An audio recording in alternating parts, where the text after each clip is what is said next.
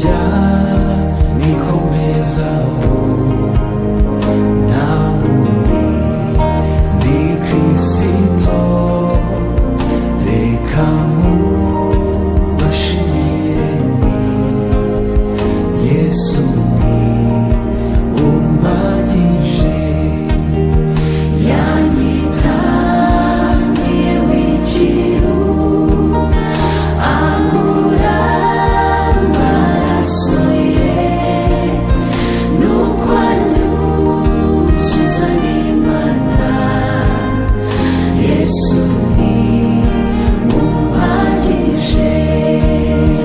Kamana nyiringabo reka bye kutubera ibihe bimeze nko kwikorera amabuye no kwikorera imisaraba no kwikorera ibiremere, reka bitubera ubusabane buryoshye, reka bitubera ubusabane tuguwe neza, reka twigira imbere yawe mu maso yacu hadakanyaraye, imitima yacu idahungabanye. Uwiteka Kamana nyiringabo tutameze nk'abaje gucirwaho iteka, tutameze nk'abaje guhanwa, tutameze nk'abaje kubarurirwa bya byaha byose byinshi, ahubwo twinjire mu mbabazi zawe n'ubuntu bwawe bwinshi. Yo imbere ya ntebe y'imbabazi, imbere ya ntebe duhesha kwemerwa, imbere ya ntebe mwami twagera tukaruhuka. Niwe waduhamagaye ngo yemwe abarushye n'abaremerewe muze munsange, uko niko tuje. Uri kuhamagara ngo yemwe ababyishe, yemwe abo byananiye, yemwe ababikoze nabi, yemwe abatanzi, yemwe abatansobanukiwe, yemwe abadahishuriwe ku maso, uko niko duhamagara mwami ngo urushaho kongera kutwisobanurira, urushaho kongera kutubwira ibyawe, urushaho kongera kutwumvisha urukundo rwawe, urushaho kongera kudusobanurira za mbabazi zawe zitarondoreka, za zindi zageze ku gisambo ku musaraba. Ntizimusabe kubanza gukora ibi nibi kuko akwizeye gusa, ukamubwira ngo mukanya turabana muri paradizo. Turaje mwami ngo muri iyi minsi 7 turushaho kugusobanukirwa,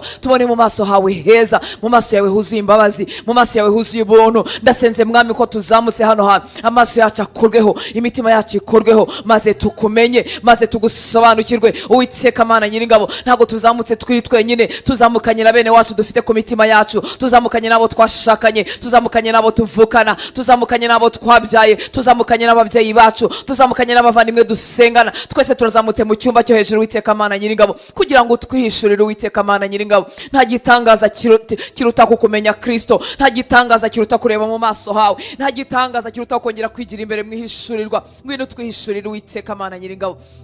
Ngwino ukore ku mitima yacu, ngwino ukore ku maso yacu, ngwino ukore ku matwi yacu, ngwino duhindure mwami w'abami, turushaho gusa nawe, turushaho gusa nawe. Ngwino dusobanurire imbabazi zawe kugira ngo turushaho kuzifuza. Ngwino dusobanurire uburyo urukundo rwawe ari rwinshi, ari rugari, rutangaje, rufite ikijyepfo n'uburebure, ari rugari, ari runini cyane. Ngwino dusobanurire urukundo rwawe, nitumenya kudukunda, urwo rukundo rugasobanukirwa imitima yacu, turabasha mwami kwifuza gusa nawe, turabasha kurunyoterwa kugira ngo tubashe gukunda abavandimwe.